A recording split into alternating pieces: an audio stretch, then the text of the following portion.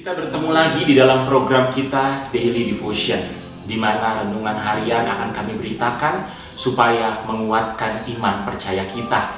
Saudara bisa mendukung kami dengan subscribe, memberi like, komen, serta menekan tombol lonceng supaya saudara bisa menerima setiap update yang kami berikan. Dan saudara yang terkasih, hari ini kita akan bicara mengenai menghardik COVID-19 dengan judul, itu tema besarnya, dengan judulnya membuat Tuhan terheran-heran. Artinya membuat Tuhan terheran-heran, biarlah Tuhan tetap bangga kepada saudara, sebab saudara mempunyai iman yang besar, seperti yang tertulis di dalam Alkitab. Saudara, kita tahu COVID-19 bukan hanya membawa dampak fisik, seperti penyakit, infeksi, serta kematian, tetapi juga ada dampak kepada jiwa dan pikiran kita.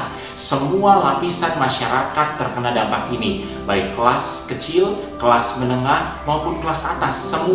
Semua mengalami dampak ini. Oleh sebab itu saudara, jujur kita perlu pertolongan Tuhan. Tuhan lebih berkuasa dari apapun, termasuk COVID-19. Saudara, mari kita buka dulu kebenaran firman Tuhan di dalam Matius pasal yang ke-8, saudara. Di sini dikatakan di dalam ayat yang ke-10. Setelah Yesus mendengar hal itu, heranlah ia dan berkata kepada mereka yang mengikutinya, "Aku berkata kepadamu, sesungguhnya iman sebesar ini tidak pernah aku jumpai pada seorang pun di antara orang Israel." Iman seorang perwira diceritakan di sini. Dan ini membuat Yesus terheran-heran, sebab dia tidak pernah jumpa iman sebesar ini di antara orang Israel. Dan biarlah Tuhan pun terheran-heran kepada kehidupanmu, karena Tuhan tidak pernah menjumpai iman sebesar yang saudara dan saya miliki. Perwira ini, saudara, punya hamba sakit. Kemudian dia minta pertolongan Tuhan supaya Tuhan Yesus tolong dia. Dan Tuhan mau datang ke rumahnya, tapi perwira ini berkata, "Tuhan, aku tidak layak menerima engkau di rumahku. Cukup berfirman saja." Perwira ini menyadari kuasa firman. Yang pertama, untuk menghardik COVID-19, biarlah kuasa firman Tuhan lebih besar daripada berita-berita yang saudara dengar, yang saudara terima dari apapun medianya, televisi kah, sosial media kah. Tetapi biar saudara isi kehidupan saudara sehari-hari dengan firman Tuhan.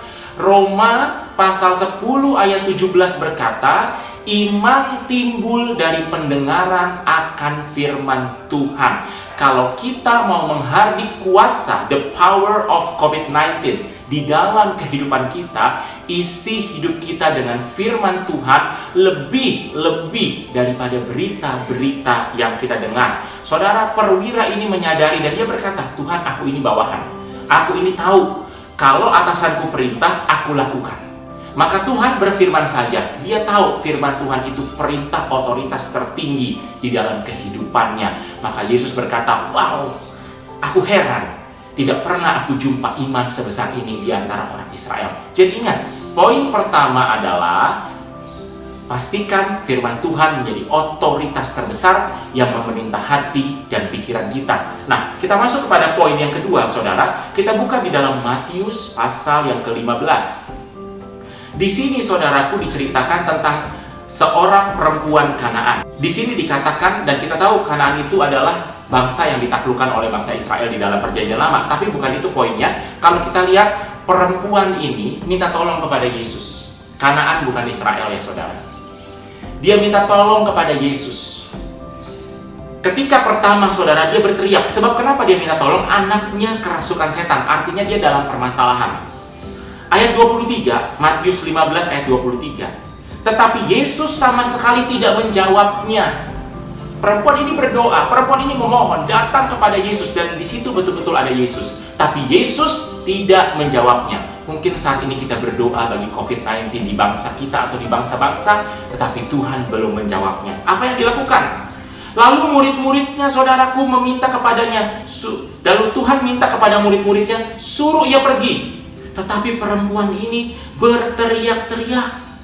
Akhirnya Yesus menjawab, saudara, dalam ayat ke-24, "Aku diutus hanya kepada domba yang hilang dari umat Israel." Saudara, Tuhan bilang, Aku nggak diutus kepada kamu, aku diutus kepada domba yang hilang di Israel. Tapi perempuan ini tidak menyerah. Dia terus datang kepada Tuhan, terus memohon kepada Tuhan dengan segenap hati dan jiwanya, saudara.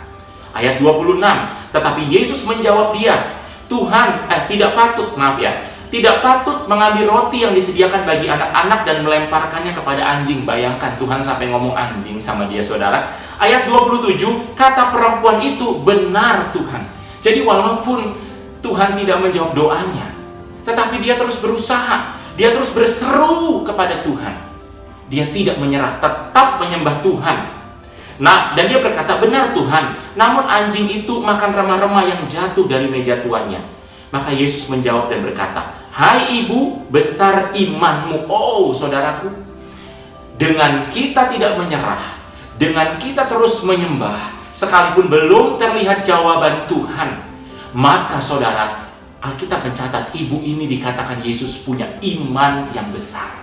Bagaimana dengan iman kita pada saat ini? Kalau kita sempat bingung, kalau kita sempat takut, kalau kita sempat khawatir, sebab memang semuanya mengalami dampak dari COVID-19 ini, saudara. Tapi hari ini, saudaraku, biarlah jiwa kita tetap merdeka karena kuasa Tuhan. Biarlah kita tetap yakin akan kebenaran firman Tuhan. Nah, saudara, jadi poin yang kedua adalah tetap menyembah dan tetap berseru dan tetap mendekat kepada Tuhan supaya kita bisa menghardik COVID-19, the power of COVID-19 di dalam kehidupan kita. Yang ketiga, saudara, pekalah akan suara Tuhan supaya memang betul-betul kalau Tuhan mengutus hambanya, siapapun di antara kita, asal betul-betul ini suara Tuhan, firman Tuhan ini bisa terjadi. Yohanes 14 ayat 12 berkata, barang siapa percaya kepadaku, kepada Yesus, ia akan melakukan perbuatan-perbuatan yang aku lakukan, yang Yesus lakukan, bahkan lebih besar daripada yang Yesus lakukan. Tidak mustahil. Oleh sebab itu, pekalah akan suara Tuhan, tetapi harus betul-betul dari suara Tuhan. Saudara, di dalam Matius pasal ke-14, di situ diceritakan tentang Petrus yang berjalan di atas air. Kalau kita lihat di dalam ayat yang ke-28, lalu Petrus berseru dan menjawab dia, Tuhan, apabila engkau itu, suruhlah aku datang kepadamu berjalan di atas air. Petrus mau berjalan di atas air. Wow, perkara besar mau dia lakukan, saudara, yang mustahil dan sangat tidak mungkin bagi manusia. Tetapi ayat 29-nya, kata Yesus, datanglah. Jangan coba-coba Petrus berjalan melangkah keluar dari perahu kalau firman Tuhan tidak datang kepadanya yang berkata datanglah. Saya jamin pasti dia akan tenggelam. Tetapi dengan Tuhan berfirman dulu, saudaraku, lalu Petrus percaya dan imani firman itu, melangkah walaupun itu mustahil, maka Alkitab mencatat, saudaraku, dia bisa berjalan di atas air. Dan kalau sudah berjalan di atas air, kalau sudah lakukan perkara besar, jangan ragu-ragu lagi supaya saudara tidak tenggelam seperti Petrus. Saudara, kesalahan Petrus tidak perlu kita ulangi. Amin. Dan berikutnya, saudara, poin yang ketiga jadinya adalah dengarkan, pekalah akan suara Tuhan. Kita masuk kepada poin yang terakhir, poin yang keempat. Saudaraku, kita akan melewati masa-masa ini, tetapi masa ini akan berakhir. Amin, kita percaya. Tapi perhatikan baik-baik, ketika masa ini berakhir, yang Tuhan mau adalah iman kita lebih kuat, tindakan kita mengasihi Tuhan lebih kuat. Saudara, ibadah online, daring, dalam jaringan ini terjadi justru pada masa COVID-19 ini, saudara. Semua gereja-gereja ibadah offline-nya tutup.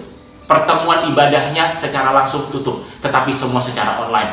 Tapi setelah COVID-19 ini selesai, tentunya ibadah dengan pertemuan tatap muka itu sangat diperlukan.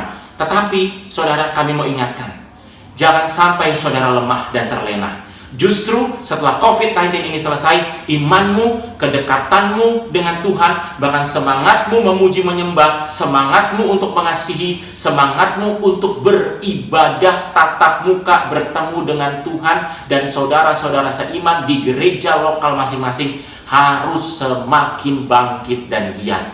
Inilah, saudaraku, kita bisa menghardik COVID-19 dengan hal-hal tersebut. Saya yakin dan percaya, saudara, minimal 4 hal tersebut kita jalani, kita akan bisa menghardik the power of COVID-19 dan tetap berkata, Tuhanku lebih besar dari segala-galanya.